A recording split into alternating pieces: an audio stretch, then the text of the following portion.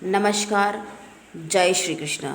आपका बहुत बहुत स्वागत है आज के कार्यक्रम। आज बात हम करेंगे दृष्टि के बारे में। दृष्टि का महत्व। हम बात कर रहे हैं ग्रहों की दृष्टि।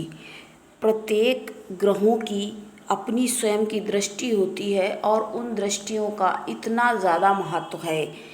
जहाँ पर बैठते हैं उस स्थान का तो महत्व है। कोई भी ग्रह जिस स्थान में विराजमान है उसका तो अपना महत्व है ही, लेकिन जहाँ पर वह अपनी दृष्टि कर रहा है उसका सबसे ज़्यादा महत्व है। अगर किसी भी स्थान में, हम कोई भी स्थान की बात करें, जन्मांक में के किसी भी स्थान में सूर्यदेव बैठे हैं तो वहाँ से जो सूर्यदेव के पास अपनी एक ही स्वयं की दृष्टि है, वहाँ से जो वो दृष्टि कर रहे हैं वो अत्यंत लाभकारी होगी।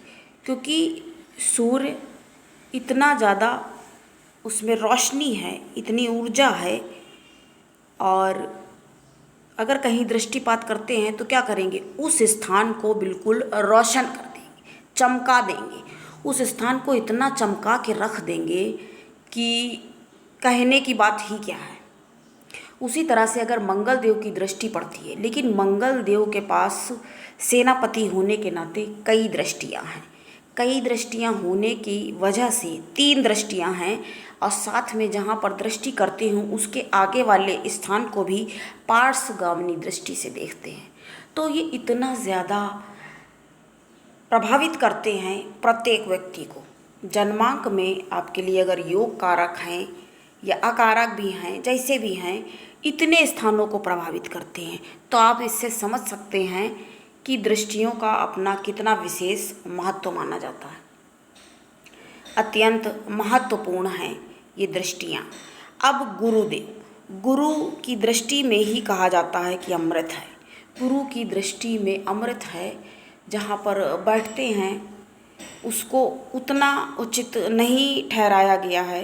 जितने हमारे ज्योतिष के जानकार हैं उनका अपना अलग मत है। कुछ लोगों का कहना है कि जहाँ बैठते हैं वहाँ पर भी बचाने का प्रयास करते हैं।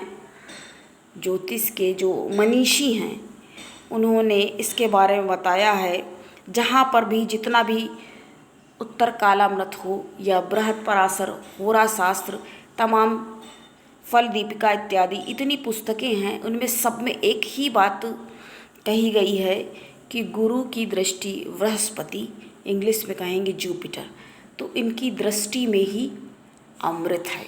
तो जब अमृत है तो जहाँ जहाँ दृष्टिपात करेंगे, जहाँ पर भी इनकी दृष्टि पड़ेगी, वहाँ से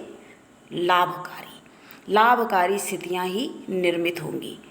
तो आज हमने आपको बताया दृष्टि के बारे में, दृष्टि का महत्व। आज के लिए इतना ही। पुनः फिर से हाजिर होंगे आपके समक्ष। तब तक के लिए नमस्कार। जय श्री कृष्ण।